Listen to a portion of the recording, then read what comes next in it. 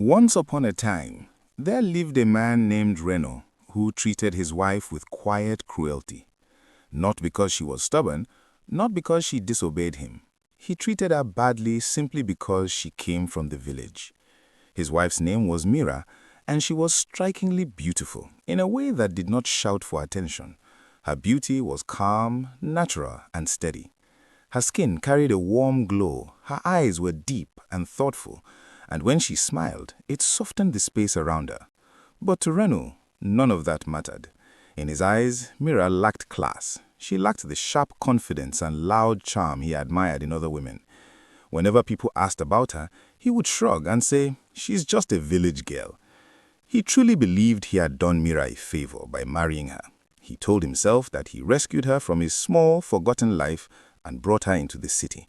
Because of that belief, he treated her like she owed him everything. Her silence, her patience, her dignity. Welcome to the sweetest African folktale stories, where we bring to you the sweetest folktales to nourish your mind and soul. Don't forget to subscribe and turn on the notifications bell so we can grow together, sweet folks. At home, Reno spoke to Mira like she was a child who never learned properly. "Why do you talk like that?" he would ask sharply. "Why do you dress like this?" Sometimes he shook his head in disappointment and added, "Can't you behave like a proper woman for once?" Each word landed softly but cut deeply. In public, he corrected her even when she said nothing wrong. In private, he humiliated her without effort. When visitors came, Reno often made jokes about her background. "She didn't grow up with all these things," he would say with a laugh. "Village life is very different from city life." The room would fill with uncomfortable laughter, while Mira lowered her eyes, wishing she could disappear. One evening, one of Reno's friends stood up and said firmly, "This thing you are doing is not right. That woman is your wife. You don't ridicule your wife in front of people." Reno only laughed. "Relax," he replied casually. "She knows I'm joking. If I don't correct her, who will?" Mira said nothing. She never defended herself. She never raised her voice. She carried her pain quietly, like a burden she believed she was born to bear. That night she lay awake, staring at the ceiling, while silent tears rolled down the sides of her face. She wondered when loving her husband became a weakness, and when coming from the village turned into a curse. She prayed softly, not for happiness, but for strength, just enough strength to endure another day. But Reno was not finished with her. Whenever she spoke in gatherings, he interrupted her mid-sentence. "No, that's not how you say it. You village people always mix things up." Even when everyone understood her clearly, Reno insisted on correcting her, making her feel small and foolish. Slowly, Mira learned to shrink herself. She spoke less, she smiled less. She learned to swallow her words before they left her mouth, never knowing which one would earn her another round of mockery. Whenever visitors came to the house, Reno made sure Mira stayed busy serving food and drinks while he moved around the room admiring other women. "See how elegant she is," he would say loudly, nodding toward one guest. "That is what class looks like." Mira would stand there, holding a tray, her arms aching, her heart heavier than the dishes she carried. Sometimes Reno compared her directly.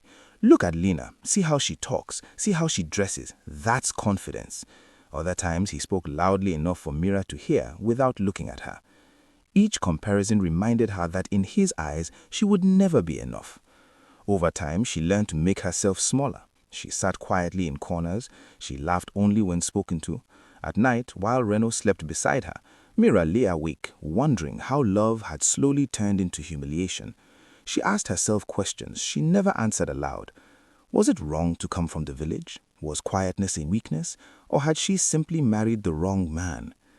Reno, on the other hand, was never satisfied. He cheated openly, chasing women who spoke boldly and dressed confidently. Women who laughed loudly and walked as though the world belonged to them. These were the women he believed were in his class. Whenever he came home late, Mira never questioned him. She served his food in silence and retreated into herself. Sometimes Reno looked at her and said, "You are too quiet. That's why men get tired of women like you." Mira would lower her head, wondering if the fault truly lay with her.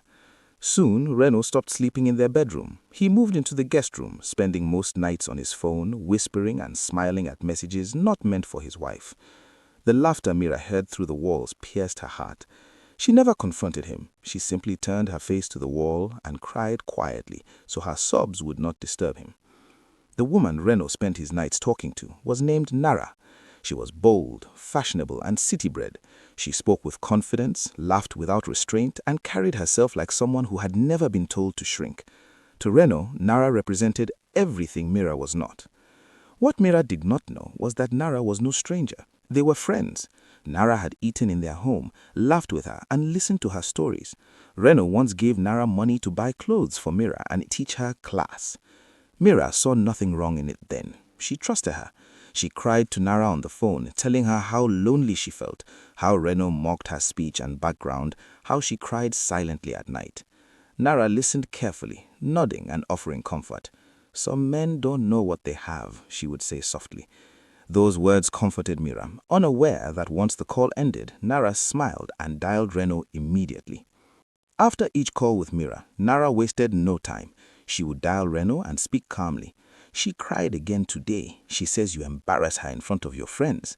Reno would scoff. "You see why I can't stand her? She's too sensitive, too village-minded." Nara laughed softly. "I don't even know why you married her. You deserve better." Those words fed Reno's pride. Meanwhile, Mira continued to believe Nara was her safe place. She trusted her with secrets she never shared with anyone else. She spoke about her fears, her loneliness, and her fading hope. Nara listened patiently, pretending to care, while secretly enjoying the power she held over both husband and wife. She played her role perfectly, friend by day, lover by night.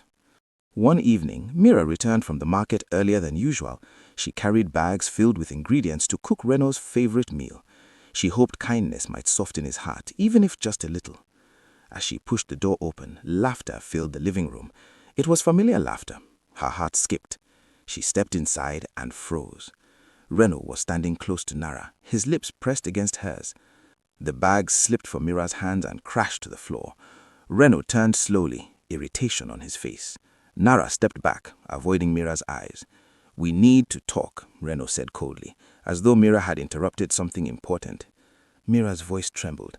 "All those nights I cried to you. You told me to be patient. This was what you are doing?" Nara said nothing. Her silence screamed louder than words. That night, Reno packed Mira's clothes into 2 boxes. He did not shout. He did not apologize. He did not explain. "Go back to where you came from," he said as he placed the boxes outside. Mira walked out with shaking legs and a heart heavy with betrayal. Within days, Nara moved into the house. She replaced everything: curtains, plates, pillows, even the bed sheets. Anything that carried Mira's scent was thrown away. The small corner where Mira used to pray was wiped clean. Nara moved through the house like she had always belonged there. She laughed loudly where Mira once cried silently. Reno watched with satisfaction. To him, this was progress. This was class. Meanwhile, Mira stood by the roadside with her boxes, unsure where to go, when a familiar voice called her name. The voice calling Mira belonged to Kale, one of Reno's friends. He was the same man who once rebuked Reno for mocking his wife in public. Kale was calm, observant, and unmarried. Reno had once tried to set him up with Nara, but Kale declined without explanation.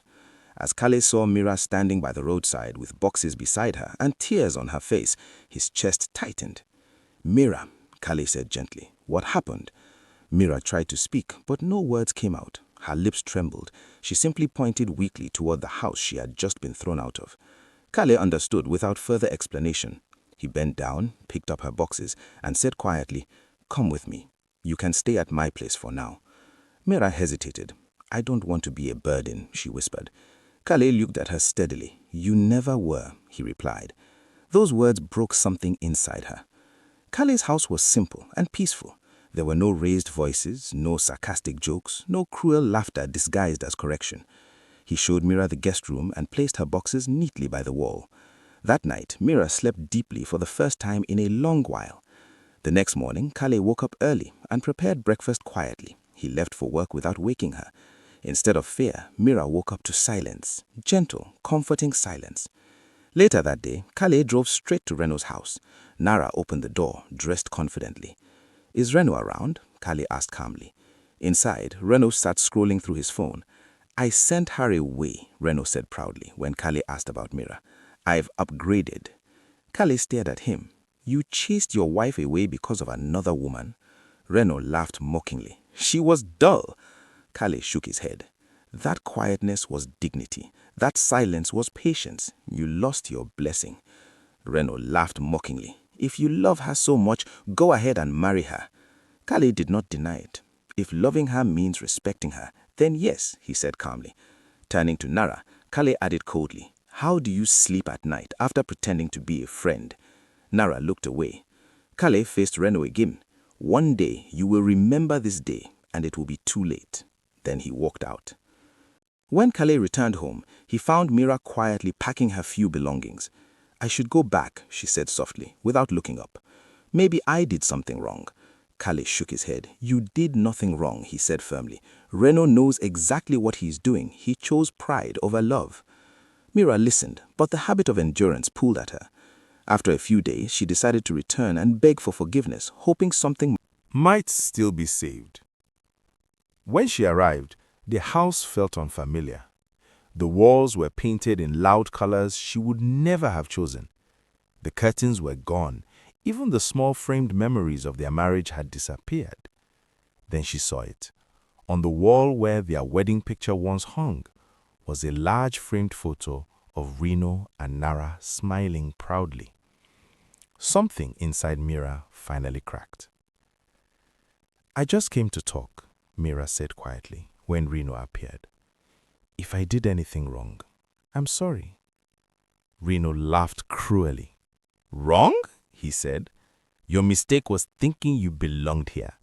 He looked her up and down. You smell like the village. You sound like the village.